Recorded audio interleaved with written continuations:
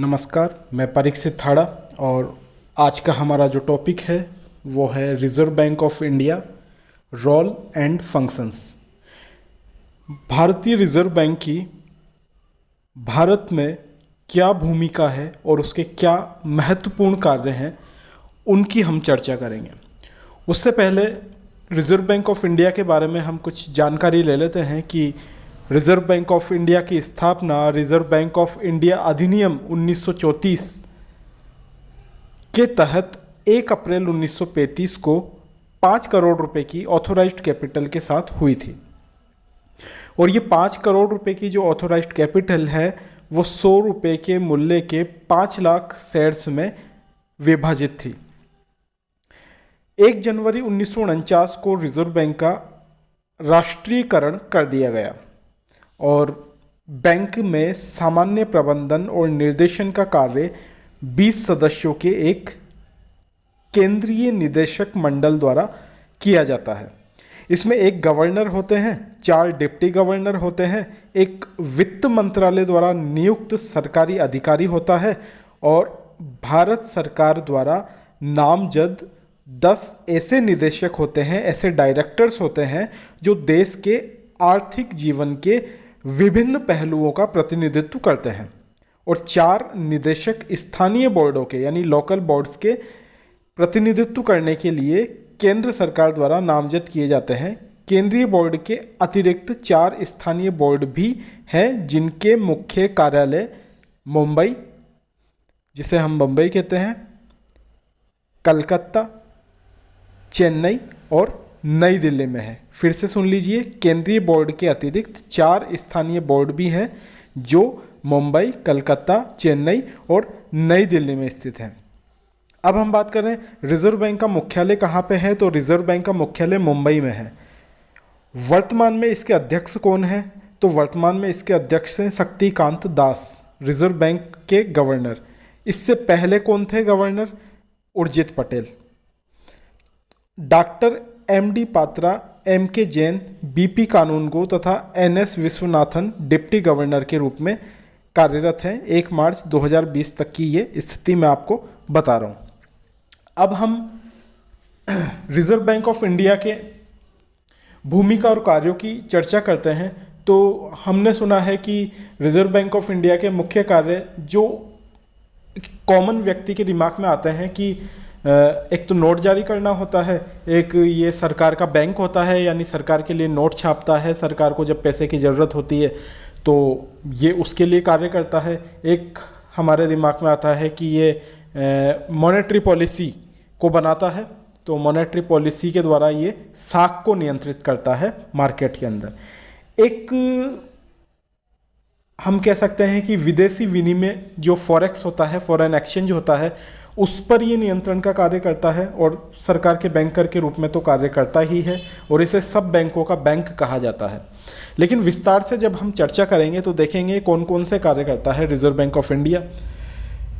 भारतीय Reserve Bank की जो प्रस्तावना लिखी गई है उस प्रस्तावना में बैंक के मूल कार्य इस प्रकार से वर्णित किए गए हैं। भारत में मौद्रिक स्थिरता प्राप्त करने की दृष्टि से बैंक नोटों के निर्गमन को विनियमित करना तथा प्रारक्षित निधि को बनाए रखना और सामान्य रूप से देश के हित में मुद्रा और ऋण प्रणाली संचालित करना, अत्यधिक जटिल अर्थव्यवस्था की चुनौती से निपटने के लिए आधुनिक मौद्रिक नीति फ्रेमवर्क रखना और वृद्धि के उद्देश्य को ध्यान में रखते हुए मूल्य स्थिरता बनाए रखना। ये रिज़र्व बैंक ऑफ इंडिया की जब स्थापना हुई तो उसकी प्रस्तावना में लिखे हुए शब्द हैं। इससे हम समझ सकते हैं कि जो मूल कार्य है रिज़र्व बैंक ऑफ इंडिया का वो भारत में आर्थिक संतुलन को बनाए रखना है और साथ साथ विकास को सुनिश्चित करना है। आरबीआई की संगठनात्मक संरचना की हम बात करें तो रिज़र्व बैंक के मामलों का संचालन केंद्रीय निदेशक मंडल द्वारा किया जाता है और बोर्ड भारत सरकार द्वारा 4 वर्षों की अवधि के लिए नियुक्त किया जाता है। पूर्णकालिक अधिकारी में गवर्नर और 4 उप गवर्नर यानी कुल 5 सदस्य होते हैं। आरबीआई के वर्तमान गवर्नर हम बात कर चुके हैं, श्री शक्तिकांत दास है और 4 उप गवर्नर होते हैं जिसमें बीपी कानूनगो, एस.एस. विश्वनाथन, एम.के. जैन शामिल है। सरकार द्वारा नामित विभिन्न क्षेत्रों से 10 निदेशक और 2 सरकारी अधिकारी भी इसमें शामिल रहते हैं। और अन्य 4 निदेशक की बात करें तो वो 4 स्थानीय बोर्डों से प्रत्येक से 1 शामिल होता है। भारतीय बैंकिंग प्रणाली में आरबीआई का जो कार्य हैं, आरबीआई के कार्य हैं, उनको हम विस्तार से पढ़ते हैं। देखिए यहाँ पे आप देख सकते हैं रोल ऑफ आरबीआई में एक तो फॉरेन एक्सचेंज को ये मैनेजमेंट कर रहा है, एक बैंकर्स बैंक यानी बैंकों का भी बैंक, सबसे बड़ा बैंक के रूप में कार्य करता है, इश्यू ऑफ करेंसी, नोट का निर्गमन, मॉनेटरी पॉलिसी, मौद्रिक नीति तैयार करना देश में, बैंकर टू गवर्नमेंट यानी सरकार के लिए एक बैंकर के रूप में कार्य करना, और सुपरवाइजर ऑफ फाइनेंशियल सिस्टम, पूरे देश के वित्तीय जो प्रणाली है, वित्तीय तंत्र है पूरे देश का, उसका सुपरवाइजर अगर हम कहें कि कोई है तो वो रिजर्व बैंक ऑफ इंडिया है। तो इसका जो पहला कार्य है मौद्रिक प्राधिकरण, यह निर्णय करता है कि अर्थव्यवस्था को विनिमय दर को स्थिर करने, भुगतान के अच्छे संतुलन को बनाए रखने और वित्तीय स्थिरता प्राप्त करने, नियंत्रण में रहने, कोर बैंकिंग प्रणाली को मजबूत करने के लिए कितने पैसे की आवश्यकता है। इसके अलावा मुद्रा जारी करने वाला होता है ये, इसके पास भारत में मुद्रा जारी करने का एकमात्र अधिकार है। हालांकि जो 1 रुपये का नोट होता है उसे वित्त मंत्रालय द्वारा निर्गमित किया जाता है और उस पर वित्त मंत्री के ही हस्ताक्षर होते हैं। यह नकली मुद्रा के प्रचलन को नियंत्रित करने के लिए भी कार्रवाई करता है। बैंकिंग लाइसेंस जारी करने वाला अगर कोई बैंक है तो वो है रिजर्व बैंक ऑफ इंडिया। इसको बैंकिंग विनियमन अधिनियम की धारा 22 के अनुसार एक बैंक भारतीय रिजर्व बैंक से लाइसेंस प्राप्त किए बिना अपना काम शुरू नहीं कर सकता है। तो बैंकिंग विनियमन अधिनियम की धारा 22 में ये अधिकार रिजर्व बैंक ऑफ इंडिया को प्राप्त है कि वो लाइसेंस देगा अन्य बैंकों को। सरकार के लिए बैंक ये केंद्र और राज्य सरकारों दोनों के लिए बैंकर के रूप में कार्य करता है और अल्पकालिक ऋण भी प्रदान करता है, सरकारी ऋण के सभी नए मुद्दों का प्रबंधन करता है और सरकार की जो प्रतिभूतियां रहती है, गवर्नमेंट सिक्योरिटीज़ जो रहती हैं, उनके लिए बाजार का पोषण करता है। ये बैंकिंग और वित्तीय विषयों पर सरकार को सलाह भी देता है। अर्थव्यवस्था के नियामक के रूप में हम अगर रिजर्व बैंक ऑफ इंडिया को देखें तो ये बैंकिंग प्रणाली में धन की आपूर्ति को नियंत्रित करता है। विभिन्न संकेत को जैसे कि जीडीपी, मुद्रास्फीति आदि की निगरानी भी रिजर्व बैंक ऑफ इंडिया द्वारा ही की जाती है। गवर्नमेंट सिक्योरिटीज का मैनेजमेंट करने का काम रिजर्व बैंक ऑफ इंडिया को सौंप रखा है, क्योंकि हमने बात की है कि भारत सरकार के बैंकर के रूप में रिजर्व बैंक ऑफ इंडिया को काम करना पड़ता है। तो जाहिर सी बात है कि गवर्नमेंट सिक्योरिटीज़ का जो प्रबंध करता है वो है रिजर्व बैंक ऑफ इंडिया। इसमें अपनी कुल संपत्ति या देनदारियों का न्यूनतम अनुपात में निवेश रिजर्व बैंक ऑफ इंडिया को करना पड़ता है। भुगतान और निपटान प्रणाली के नियामक और पर्यवेक्षक के रूप में भुगतान और निपटान प्रणाली अधिनियम 2007 पीएसएस एक्ट देश में भुगतान और निपटान प्रणाली के लिए आरबीआई को पर्यवेक्षक अधिकार देता है। आरबीआई सुरक्षित और कुशल भुगतान और निपटान तंत्र के विकास और कार्यप्रणाली पर ध्यान केंद्रित करता। विकासात्मक भूमिका की बात करें रिजर्व बैंक ऑफ इंडिया के, तो ये एक अन्य कार्य है। इस भूमिका में भारत में बैंकिंग प्रणाली की गुणवत्ता का विकास और अर्थव्यवस्था के उत्पादक क्षेत्रों को ऋण की उपलब्धता सुनिश्चित कराना शामिल है। ये राष्ट्रीय उद्देश्यों का समर्थन करने के लिए प्रचार कार्यों की एक विस्तृत श्रृंखला प्रदान करता है। इसमें देश के वित्तीय बुनियादी ढांचे के निर्माण के लिए डिजाइन किए गए संस्थानों की स्थापना भी शामिल है। ये सस्ती वित्तीय सेवाओं तक पहुंच बढ़ाने और वित्तीय शिक्षा और साक्षरता को बढ़ावा देने में भी मदद करता है। मौद्रिक डेटा और अन्य डेटा का प्रकाशक आरबीआई सभी आवश्यक बैंकिंग और अन्य आर्थिक डेटा को बनाए रखता है और प्रदान करता है। भारत में आर्थिक नीतियों का औपचारिक रूप से और गंभीर मूल्यांकन करता है। आरबीआई नियमित रूप से डेटा एकत्र और प्रकाशित भी करता है। तो बैंकों से रिलेटेड जितने भी डेटा से संबंधित कार्य हो आरबीआई के पास ही है और वही डेटा को एकत्रित करता है और जब डेटा को पब्लिश प्रकाशन करने का दायित्व आता है तो आरबीआई द्वारा ही उसकी भूमिका निभाई जाती है। विनिमय प्रबंधक और नियंत्रण, आरबीआई अंतर्राष्ट्रीय मुद्रा कोष आईएमएफ का सदस्य है और भारत का जो प्रतिनिधित्व करता है आईएमएफ के अंदर वो रिजर्व बैंक ऑफ इंडिया ही है, क्योंकि किसी भी देश का केंद्रीय बैंक ही आईएमएफ का सदस्य होकर उस देश का प्रतिनिधित्व करता है। तो ये हमारे लिए आरबीआई करता है कार्य। और अधिकांश वाणिज्यिक बैंक आरबीआई के अधिकृत डीलर होते हैं। बैंकिंग लोकपाल योजना, यह महत्वपूर्ण है। तो बैंकिंग लोकपाल योजना, आरबीआई ने 1995 में बैंकिंग लोकपाल योजना की शुरुआत की। ध्यान रखना है, बैंकिंग लोकपाल योजना की शुरुआत कौन से सन में हुई? 1995 में। इस योजना के तहत शिकायतकर्ता अपनी शिकायतों को किसी भी रूप में या ऑनलाइन रूप में दर्ज करा सकता है। शिकायतकर्ता आरबीआई को पुरस्कार और बैंकिंग लोकपाल के अन्य निर्णयों के खिलाफ भी अपील कर सकते हैं। बैंकों का bank, reserve bank of India Bharat में सभी बैंकों का बैंक है, क्योंकि ये बैंकों या बैंकरों को ऋण प्रदान करता है, बैंकों के बिलों का पुनर्विकास करता है और बैंकों के जमा को स्वीकार करता है। बैंकों के बिलों की कटौती रिजर्व बैंक ऑफ इंडिया के द्वारा ही की जाती है। बिलों की कटौती का काम हो या बैंकों के जमा को स्वीकार करने का काम हो, ये बैंकों से सीआरआर अपने पास नगद कोषानुपात के रूप में रखवाता है, एसएलआर उनको मैनेज करने के लिए कहता है। इसके अलावा भी कई दरें हैं, repo rate, reverse repo rate, इस माध्यम से पूरा नियंत्रण रखता है अन्य बैंकों पर, इसलिए इसे हम बैंकों का बैंक कह सकते हैं। अंतिम ऋणदाता, बैंक को अगर ऋण लेने की ज़रूरत पड़ेगी तो वो किससे ऋण लेगा?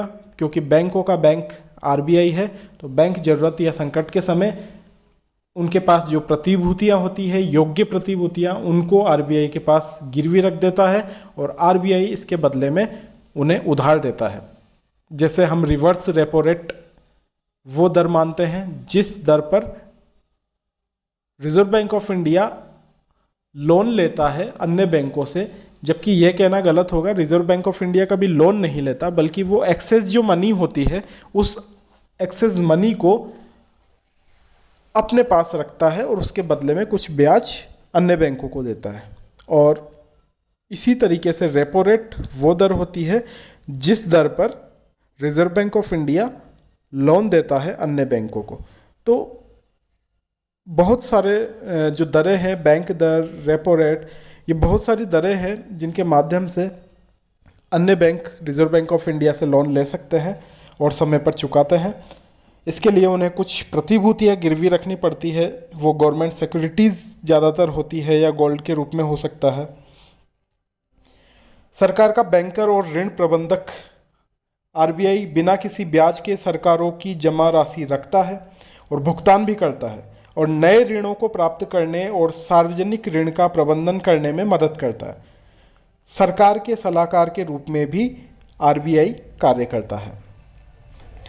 मुद्रा आपूर्ति और ऋण नियंत्रक के रूप में हम बात करें तो open market operations, credit ceiling आदि के द्वारा अर्थव्यवस्था में धन की मांग और आपूर्ति को नियंत्रित करना आरबीआई को बाकी बैंकिंग प्रणाली की ऋण आवश्यकताओं से मेल खाना होता है। इससे मूल्य स्थिरता और आर्थिक विकास, स्टेबिलिटी एंड डेवलपमेंट की उच्च दरों को बनाए रखने की आवश्यकता होती है। अब बात करें क्लियरिंग हाउस के रूप में आरबीआई के कार्य, तो बैंकिंग लेन देन के निपटान के लिए आरबीआई 14 क्लियरिंग हाउस का प्रबंधन करता है। ये उपकरणों के आदान प्रदान और भुगतान निर्देशों के प्रसंस्करण की सुविधा भी प्रदान करता है। जो विदेशी मुद्रा होती है, फॉरेक्स होता है, उसका मैनेजमेंट आरबीआई द्वारा किया जाता है और विदेशी मुद्रा का संरक्षक आरबीआई होता है। और फेमा एक्ट की हम बात करें, विदेशी मुद्रा प्रबंधन अधिनियम 1999, उसके प्रावधान को प्रशासित और लागू करवाता है रिजर्व बैंक ऑफ इंडिया। भारतीय रुपये से तुलना करें विदेशी मुद्राओं की, तो विनिमय दर को बनाए रखने के लिए रिजर्व बैंक ऑफ इंडिया विदेशी मुद्रा को खरीदता और बेचता है, जिससे उस संतुलन को बनाए रखा जाए जिसमें हम विनिमय दर को तय करते हैं। बैंकिंग कोड और भारतीय मानक board. Reserve bank of India ने वैश्विक प्रथाओं के आधार पर कोड और मानकों के खिलाफ बैंकों के प्रदर्शन को नापने के लिए बैंकिंग कोड और मानक बोर्ड ऑफ इंडिया यानी BCSBI बैंकिंग कोड एवं मानक बोर्ड ऑफ इंडिया की स्थापना की है। लैंडर्स के लिए fair practice code. Reserve bank of India ने लैंडर्स के लिए फेयर प्रैक्टिस कोड तैयार किया, जिसे बैंकों से कर्ज लेने वालों के हितों की रक्षा के लिए संप्रेषित किया गया था। सभी bank reserve bank of India द्वारा तैयार किए गए कोड का पालन करते हैं। औद्योगिक वित्त का प्रावधान। तीव्र औद्योगिक विकास अर्थव्यवस्था के विकास की कुंजी है। छोटे, मध्यम और बड़े उद्योग को पर्याप्त और समय पर ऋण प्रदान करना बहुत महत्वपूर्ण है। रिजर्व बैंक ऑफ इंडिया ने विभिन्न वित्तीय संस्थानों जैसे IDBI लिमिटेड, ICICI और एक्सिम बैंक, इन सब की स्थापना में महत्वपूर्ण भूमिका निभाई है। तो औद्योगिक वित्त जब भी प्रदान करने की बात आती है, औद्योगिक अर्थव्यवस्था से संबंधित वित्त सप्लाई की जब बात आती है, तो RBI ने समय समय पर अपनी भूमिका निभाई है। प्रशिक्षण के प्रावधान की हम बात करें तो रिजर्व बैंक ऑफ इंडिया ने हमेशा बैंकिंग उद्योग के कर्मचारियों को आवश्यक प्रशिक्षण, आवश्यक ट्रेनिंग देने का प्रयास किया है। RBI ने कई स्थानों पर बैंकर्स प्रशिक्षण महाविद्यालय स्थापित किए हैं।